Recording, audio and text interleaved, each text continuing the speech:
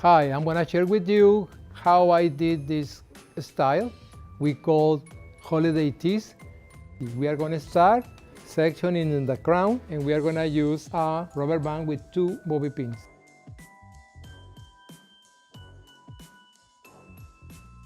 Decide how high you want the style. And now we are gonna use a filler and use bobby pins. And now we are going to start with the top. We can use a small amount of hairspray to reform the curls on the top.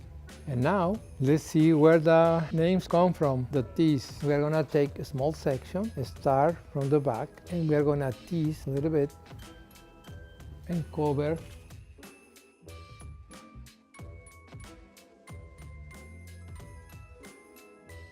Try to polish the section that you're going to show.